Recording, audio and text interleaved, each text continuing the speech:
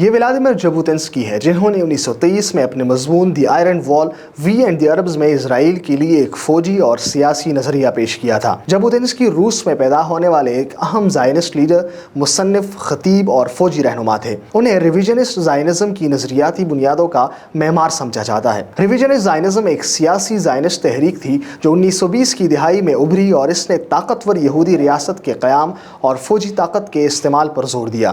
ان کے مضمون آئرن وال کا بنیادی خیال یہ تھا کہ فلسطینیوں کو یا اس وقت کے عربوں کو اس حقیقت کو تسلیم کرنے پر مجبور کیا جائے کہ یہودیوں کا اس سرزمین پر ایک مضبوط اور ناقابل تسخیر وجود ہے۔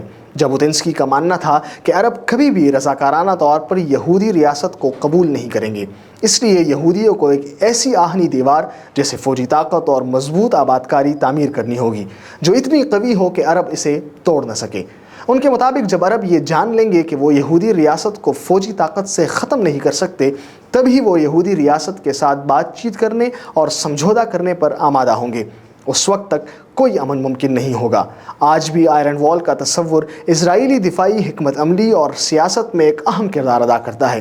جہاں ایک طرف آئرن ڈوم کی پشت پر ہمیں یہ نظریہ کار فرما نظر آتا ہے، وہیں اس کے تصور کو آج کے دور میں اکثر اسرائیل کو ملنے والی مغربی ممالک کی حمایت کے تناظر میں بھی دیکھا جا سکتا ہے۔ امریکہ اسرائیل کو سالانہ اربوں ڈالر کی فوجی امداد فراہم کرتا ہے، جس میں جدید ترین ہتھیار اور دفاعی نظام جیسے آئرن ڈوم شامل ہیں۔ یہ اسرائیل کی فوجی برتری کو یقینی بناتا ہے، جو جابوتنسکی کے اصل نظریے کا ایک اہم حصہ تھا۔ بین الاقوامی سطح پر امریکہ اور مغربی ممالک اکثر اقوام متحدہ اور دیگر عالمی فورمز پر اسرائیل کو سفارتی تحفظ بھی فراہم کرتے ہیں۔ وہ اسرائیل کے خلاف قراردادوں کو ویٹو کرتے ہیں یا ان کے خلاف ووٹ دیتے ہیں، جس سے اسرائیل کو عالمی دباؤ سے بچنے میں مدد ملتی ہے۔ یہاں بھی ایک مضبوط سیاسی دیوار کا سفارتی پہلو موجود ہے۔ جابوتنسکی نے بنیادی طور پر مقامی عرب آبادی کے خلاف ایک جسمانی اور فوجی دیوار کا تصور پیش کیا تھا، لیکن آج کے عالمی تناظر میں یہ آئرن وال صرف ایک جغرافیائی یا فوجی رکاوٹ نہیں رہی، اس نے ایک جامع شکل اختیار کر لی ہے جس میں عالمی طاقتوں کی حمایت، سفارتکاری اور اقتصادی امداد بھی شامل ہیں۔